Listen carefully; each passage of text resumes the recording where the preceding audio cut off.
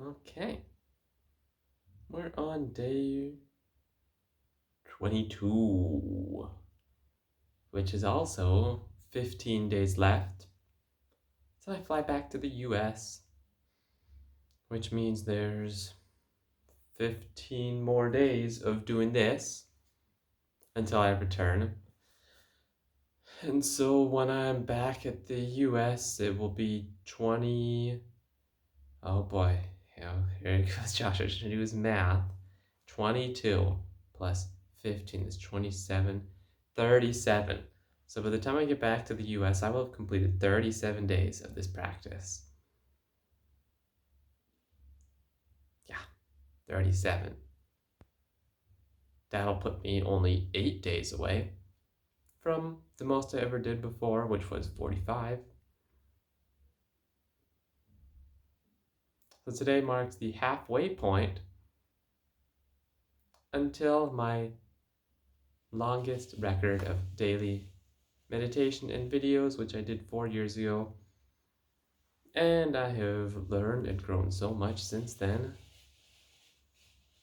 And I'm still in it.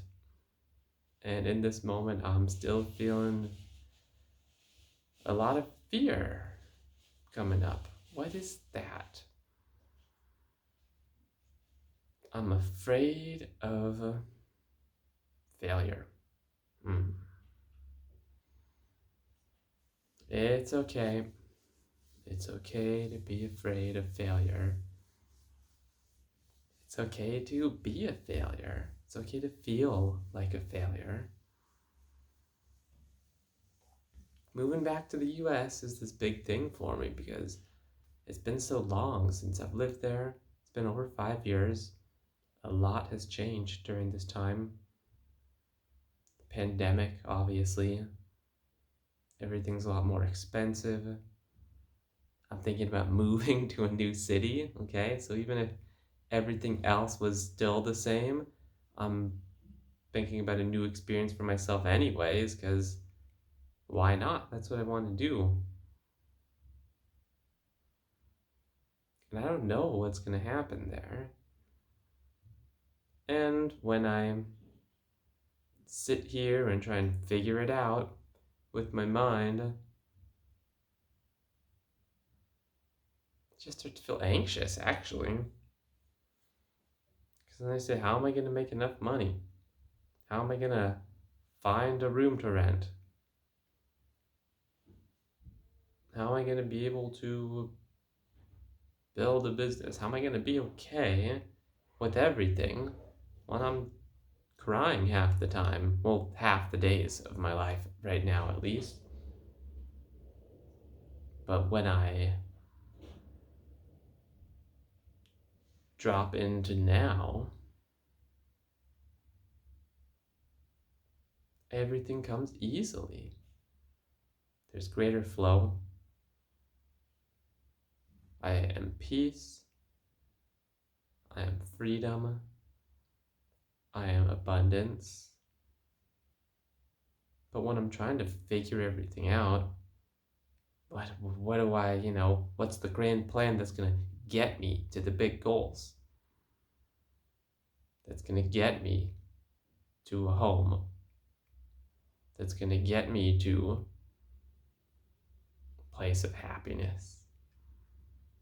That's going to get me to accomplishing my dreams. So I just be. Just be. Because it's from that place of being where all the magic happens.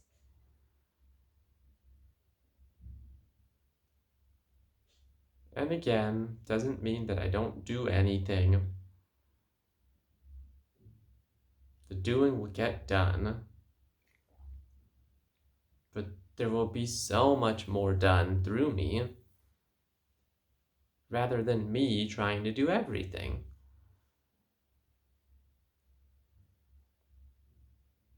Deep breath in.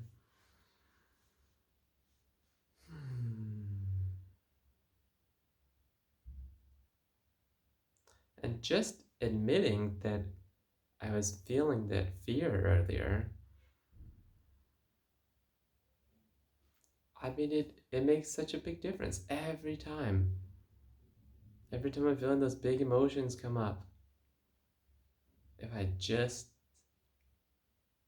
sit down here and talk about it, they get a little lighter, let go a little more, feel more confident in what I want. I'm more aware of what I am. And one of the things that I also want to talk about is just how aware I'm becoming of my sensitivity to things in life. I went out to eat yesterday and I wanted to drink a coffee. This restaurant has like a really nice vanilla latte. And I haven't been drinking coffee actually, gosh, I don't know for how long. Since I've started these meditation videos, I haven't drank coffee or caffeine at all. I probably made it about 30 days, I think, since the last cup of caffeine beverage. No chocolate either, by the way. Just haven't had a desire for these things like I used to. But then I went to this restaurant. It's one of my favorite restaurants in Harbin. It's this Moroccan restaurant started by this Chinese couple who lived in France for many years together, and woman's husband learned how to cook Moroccan food while living in France. They brought it back here. It's really, really good. Like I said, they also make this nice coffee, and I thought this could be my last chance that I go to eat there. I don't know. Like I said, I've only got 15 days left till I leave. And I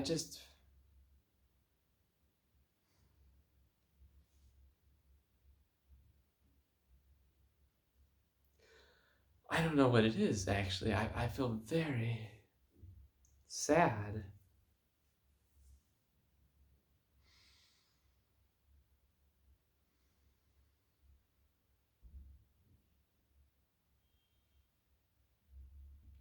I think thinking about that restaurant, every time I go, I feel like I share a little bit of my mom with my wife. Her dad came with us to eat as well. My mom would make some Moroccan inspired dishes sometimes. We would eat it with couscous, and I thought it was really funny because my wife doesn't like the couscous, her dad doesn't like it. You know, they've eaten lots of rice in their life growing up in China, but the couscous is very different for them. No, they said it's no good. But going to a restaurant like that, I feel like it's this small child in me that's trying to connect with my mom and introduce her to my family in China here, who they never got to meet, by the way, of course. And that coffee is part of that too. My mom likes to drink coffee. My dad likes to still.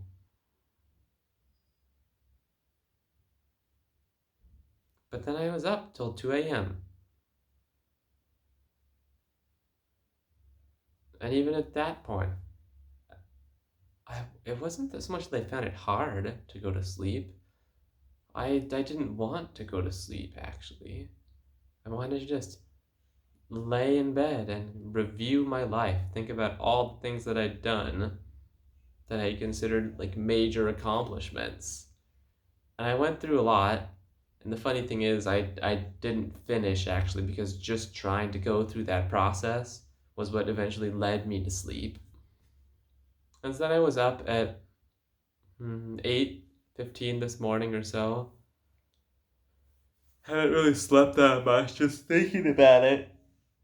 I feel tired now.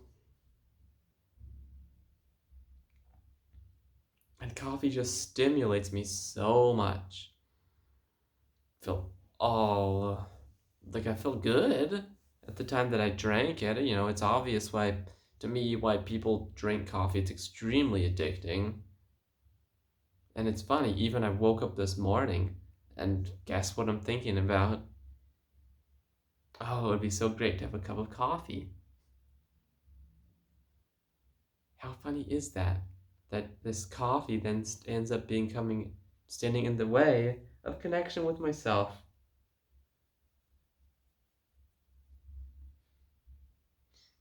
So I'm not going to say that, I'm never going to drink coffee again because from my experience, I found that declarations like that don't necessarily work that well. But I'm just going to keep doing the things that I want to, that are calling to me, like these meditations, like exercise, like time in nature, like journaling, like writing my book.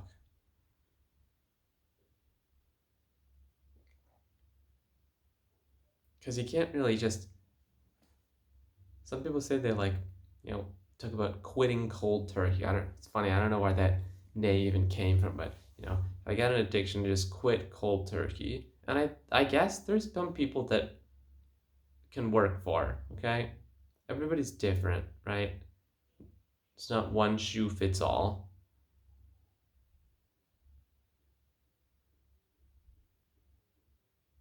But just trying to stop doing something and say, I am going to quit drinking coffee or I'm going to quit smoking cigarettes.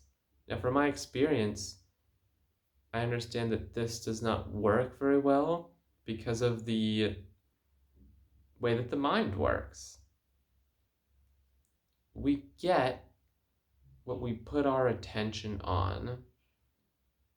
So if my attention or my intention is to stop smoking cigarettes, then I have to think about smoking in order to stop doing that. And the more you think, the more I think, I'm pretty sure that a lot of people could attest to this if you really just consider what's going on in your life. The more you think about something, whether in the terms of I don't want this thing or I do want this thing, the more likely you are to bring that into your life.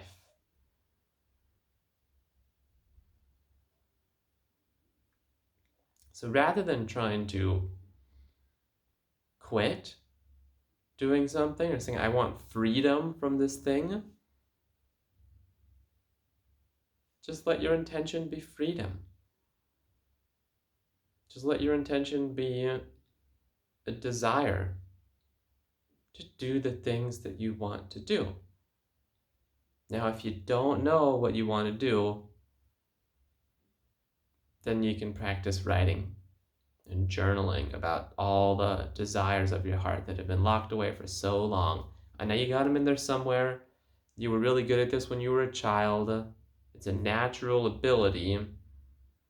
And so if you think you don't know what you want or there's nothing that you really want or you just don't care, it's because this has been locked away or buried or lost, or you convinced yourself that you don't want anything or you don't deserve anything, or there's no reason to think about what you want because you just won't get it anyway, whatever, reason you have for that.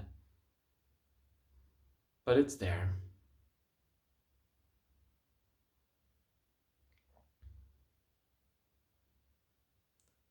So if you're dealing with addiction, or you're dealing with loss, you're dealing with grief, instead of saying,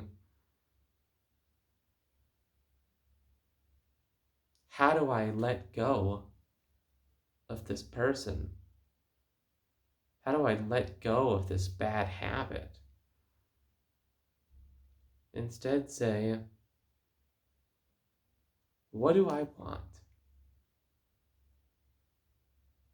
And if you know what you want, but you're not sure how that's possible, another question you can ask is, who do I need to become in order for this result? Who do I need to become in order to be freedom? Who do I need to become in order to be a man? Who do I need to become in order to be happy?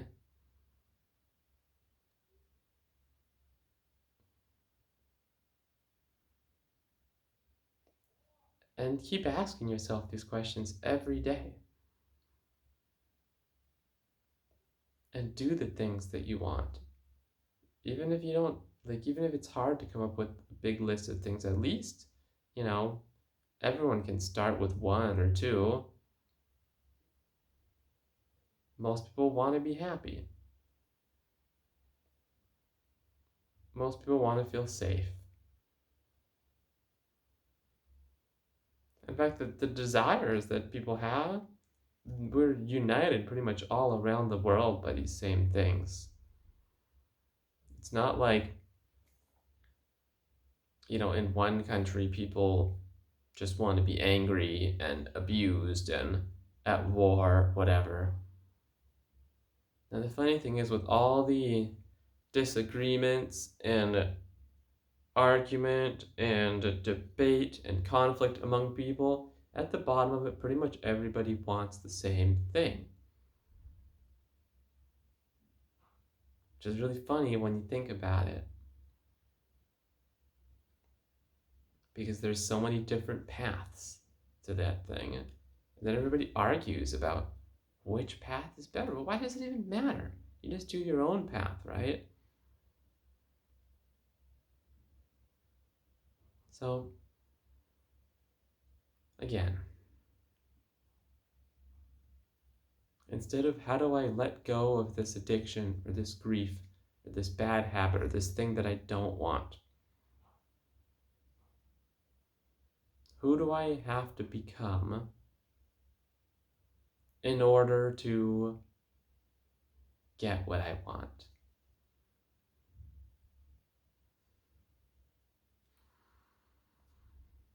That feels good.